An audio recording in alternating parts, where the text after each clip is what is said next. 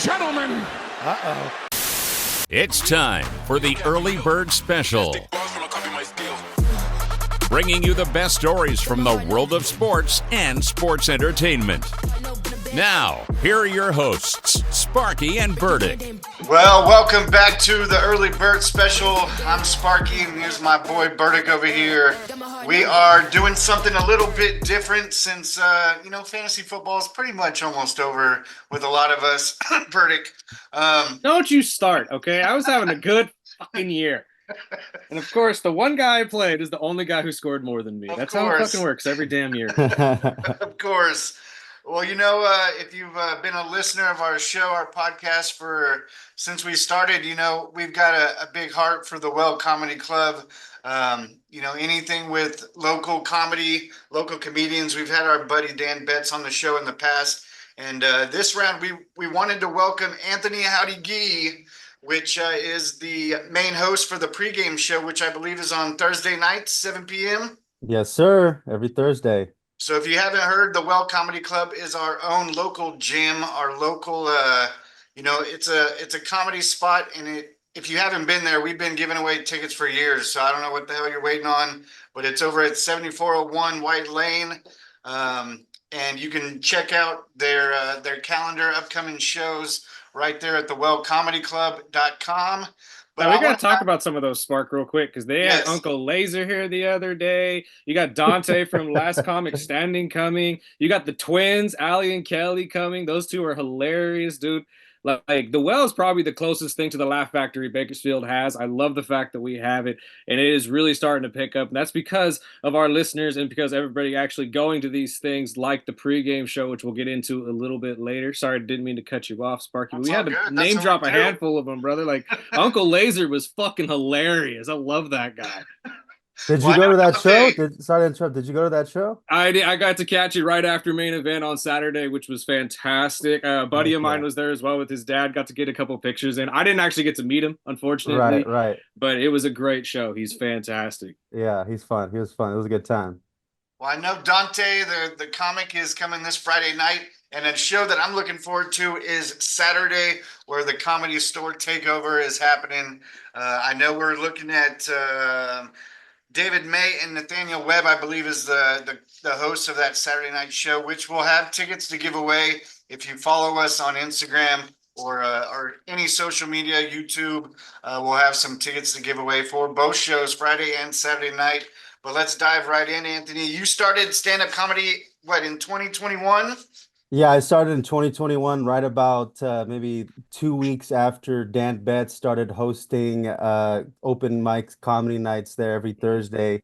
And right after the pandemic, I think the pandemic was still pretty much in kind of like the downward, sort of like the lockdown type stuff. Things started opening up again.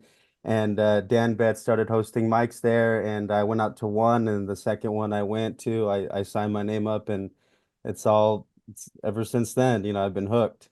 Well, I've seen you perform across, the Central Valley, Central Coast, LA. So, since you've been, doing different comedy shows, how does the other cities you've performed at compare to, our own, the Well here in town? Dude, okay, so I feel like performing at the club here at the Well Comedy Club, it still feels like, and I don't mean this in a bad way, it's like still early 2000s, late 90s, you can all this cancelable type crap that you hear, like people are scared to say certain things that does not exist at our club. I feel like you can still let shit fly, you can still let it rip, you can say whatever you want.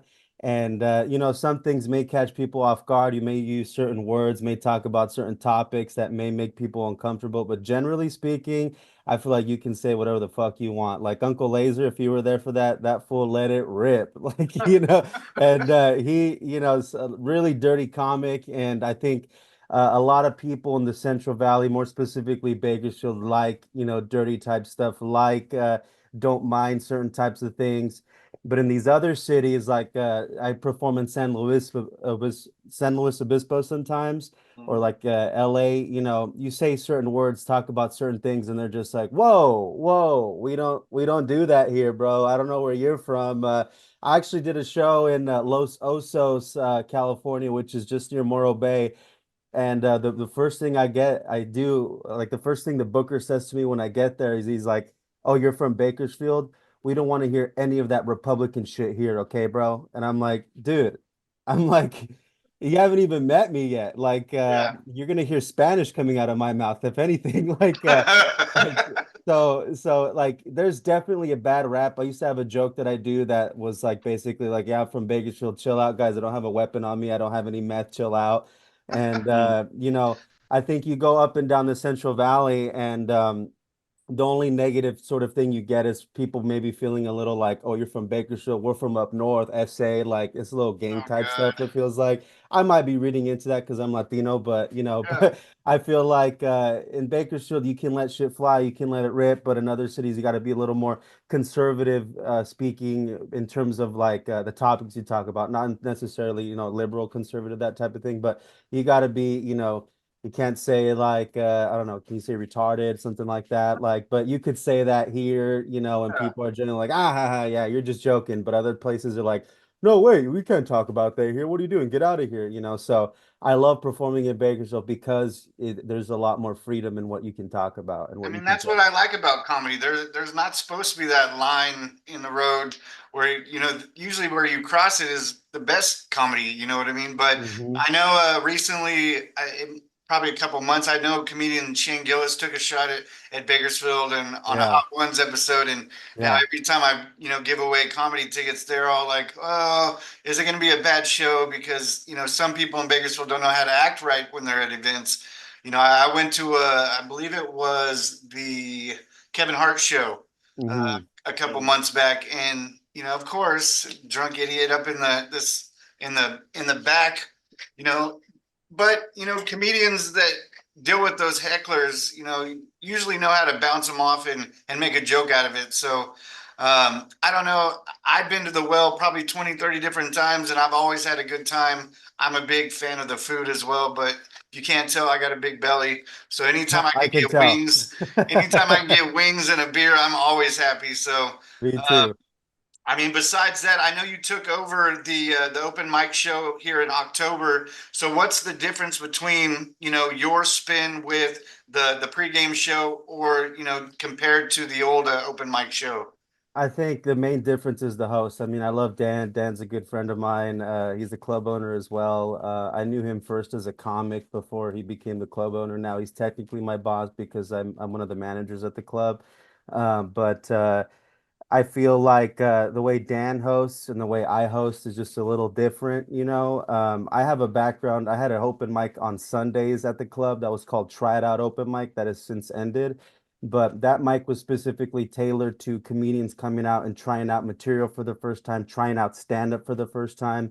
So I think that with me as a host on Thursdays, I try to use that kind of background on during my night, which is like I'm super welcoming to new comics, people that are coming out for the first time, trying out material and stuff. And I think Dan and I are just completely different comics. Dan is a lot more seasoned. He's a lot more, family heavy. He has a different perspective. He's a married guy in his 40s, maybe 50s. He's old, I don't know. But I'm just early 30s young Mexican dude that I think I just feel like it's just a voice, a different voice. So we joke about different things, we talk about different things, but I think my sort of spin on having the background of like having new comics come out is probably the biggest change. Like I love having new comics come out, and I think before not a lot of new comics would come out on Thursdays, and if they did, they were just drunk, and Dan made them get on stage because they were heckling the whole time. So I like to bring that whole sort of like I welcome all comics from every background, every experience level. And I think before it was more like we're just bringing the tippy like the best of the best. And Yeah. I still try to do that now, but I sandwich them in to throw in a lot of new comics and to give more people shots because that's how I started. I started as a new comic. I'm still technically kind of new, 3.5 years in. So I like giving people chances and letting them flourish. And typically on Thursdays, thankfully, we do have like a crowd. So it feels like a show, and in other scenes like in LA or something, you'll go to an open mic and it's just 10 comics telling dick jokes to each other. And here we have real people, real Yeah. audience members that are there for laughs, and I try to give them a good show and hopefully get their weekend started right on a Thursday at the club. So. How Right. often do you get those experienced and new people actually coming to the show and trying to step in? Because somebody like yourself, who obviously got started with this type of a thing, like obviously you encourage it, but speak to those people who are kind of listening right now, thinking maybe I should give this a shot. Like how easy, I guess, is that worst way to put it. I understand, but how would someone go about doing this? Just come and sign up, man. And that's I spent I was watching open mics and comedy since 2016 to 2021, just scared, not wanting to do it, not knowing how to do it, not like, and I always felt like I was a comedian. I have a theater background, I have an improv background, so I always felt like I was a comedian, but I couldn't call myself that because I wasn't doing stand up. Mm. And the whole pandemic, I was just listening to like my favorite podcasters, my favorite comedians, and all they would talk about is like, if you want to do stand up, just go sign up and let it go, let it roll, And so that's my biggest advice is like, don't be scared, don't spend 5 years in the wings like I did. Just come try it out and get your feet wet because that's the only way you'll know what it's like. And honestly, it is pretty easy. It's easy to go sign your name up and do it and eat shit, and eat shit is bombing is what we call it, is just Uh-huh. doing bad, right? It's or else you're just going to be spending the next 5 years wishing you would have done it. Right. And And I think that holds people back a lot too because they're worried about eating shit on stage. I know mhm, it's an embarrassing thing for you guys, but I've heard it from every comedian, successful or not. You're gonna bomb. It's you're gonna going to. happen. It's Everybody bombs. it's part of the game. There's a new comic that came out, and I think she did it maybe like 3 times. But the first 2 times she killed. She did so great. And then the third time she ate shit and was like, "So was it the crowd or was it my material? Like, should I keep doing this?" And I'm like, "Yes, this is the game. This is how it works. You are not going to do great every time.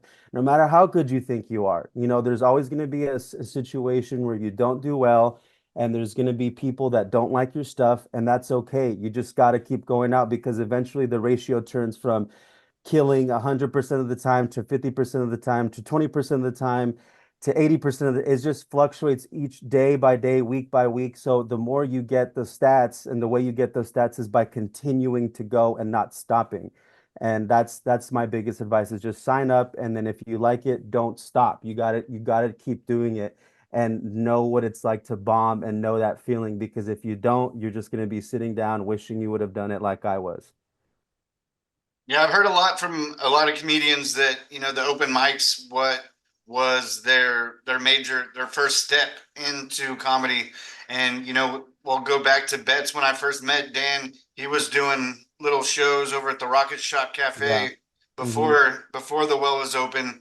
And, me and the wife went and saw him. I met Andrew Boydston and a couple other Hmm. comedians that, I've seen over the years all the way up until when the well opened, and I'd see these open mics and I'm like, damn, dude, like whether it was Betts or Boydston or other comedians that I've ran into, just seeing the growth. You said Hmm. you started in 4 years ago. How big of a change was that? Whether it was hitting these open mics weekly and just kind of learning. I mean, even the big comedians, whether it's Dave Chappelle or any of them, I've watched the behind specials or podcasts where they go to the comedy store, or they go, and they'll hit it on a Wednesday night at 11 o'clock at night just to, try out new material. And they said if it wasn't for bombing, it wouldn't have been any fun, Yeah, yeah. whether it was the growth over the years or, just bombing here and there just to know that, okay, well, that one's not working or that one's not working.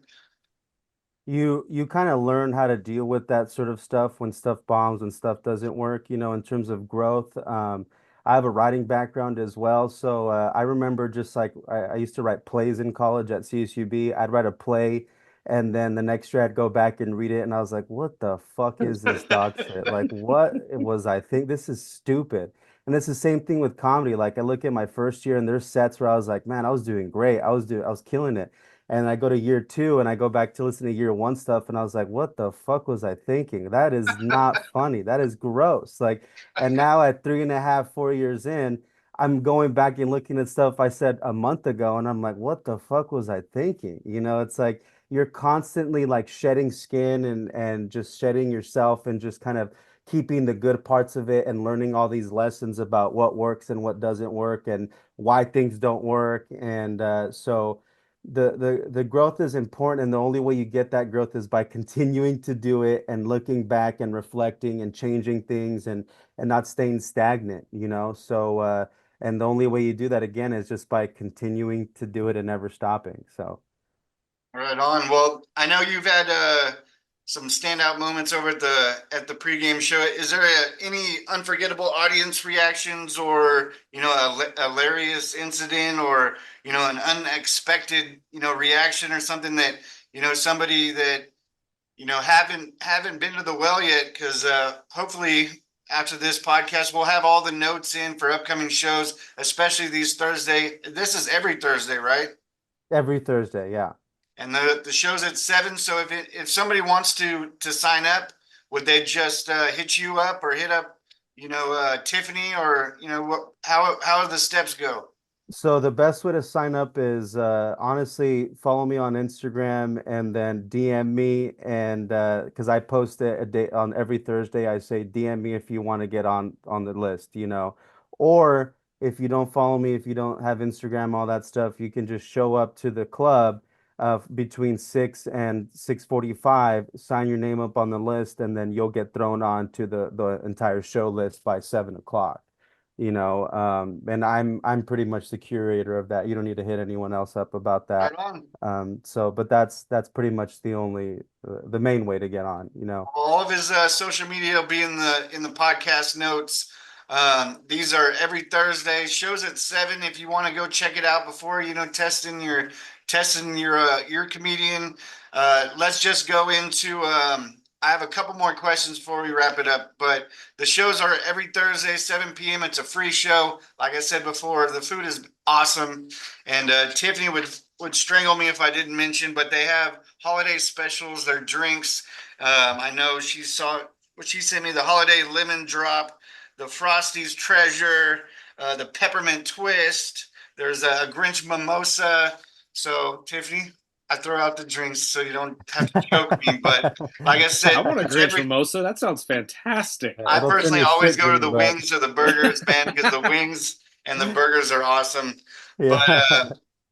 one last question: as a comedian, I know you've got to think on your feet. I know you've done improv. You've have an improv background. But what's the strangest or funniest thing you've ever had to deal with on stage?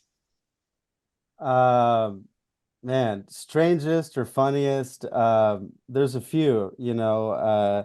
There's been some that I haven't been able to handle, but typically I feel like I can handle certain things, and that's what you get better at as you do more comedy. I feel like as a younger comic, you like people will be talking and you'll just get agitated with it and tell them to shut up, or you won't handle it the right way. I remember I brought up like Native Americans one time at not at the club, but at this open mic. I brought up Native Americans and like genocide or something like that and like a non sequitur type of thing.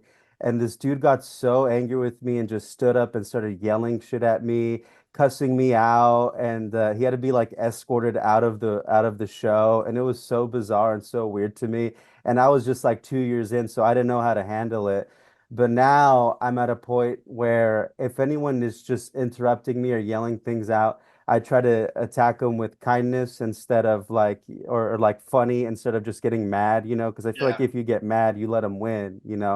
So, but more recently, I feel like just this last Thursday, we had a group of like 35 individuals come from Shine Bright Social Services, which is like an adult developmentally disabled, low income type group or something like that, a bunch of adults with like disabilities and stuff.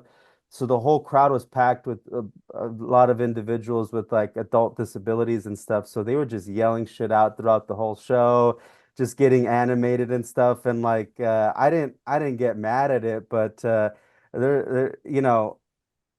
they just kept I it was just it was so bizarre, man. And like you don't want to like rub people the wrong way, so you just kind of take things on the chin and you just try to smile and have a good time. But doing comedy for like a special ed class, but it was but in a That's good got to way. be overwhelming as hell, It though. Like, was there's overwhelming, no dude. way. It was a little overwhelming, but I loved Yeah. all the people. It was a good time, but you never know what you're gonna get. And at the end of the day, you just have to remind yourself you're just trying to have a good time and make people laugh. Right. So that's what I.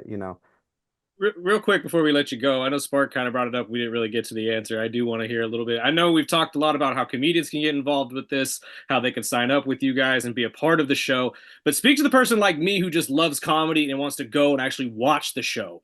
What can they expect from this? Like, are they going to be able to go and be part of the show? Is there going to be crowd work involved? Like, what traditionally do you guys usually see on a prime or one of these shows?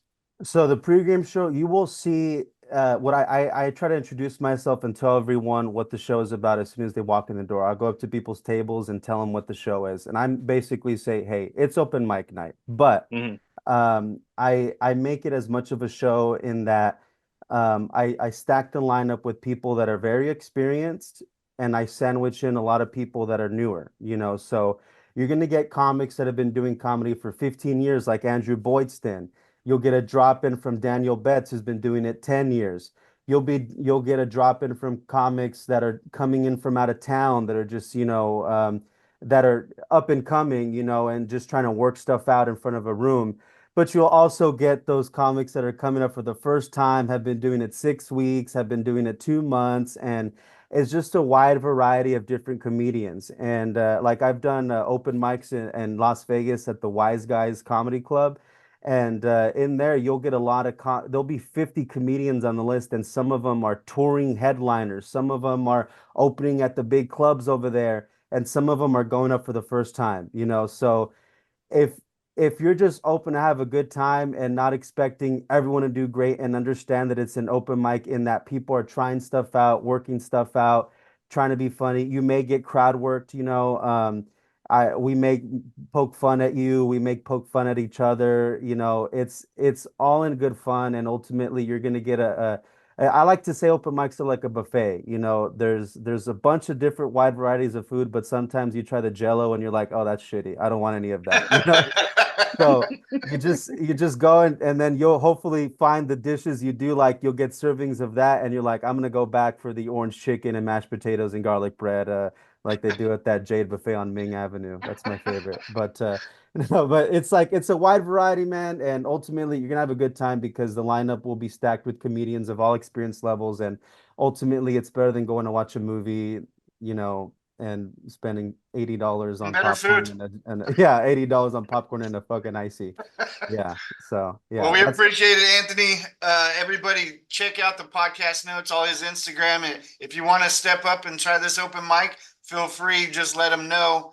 Or you could just show up 7401 White Lane, and just show up a little early. Doors open at 6, I believe. Show yeah. starts at 7. So if you're feeling a little jumpy and want to get up on stage, don't wait 5 or 6 years. Just get your feet wet. If you bomb, trust me, I'll be in the crowd eating wings. We'll have fun, so don't worry about it. Me too. We're gonna get Sparky on the damn stage. He'll bomb with you. How about that? Yeah. We appreciate it, Anthony, and we'll talk to you soon, brother. Thank you. Appreciate you for your time. Thank you. Thanks.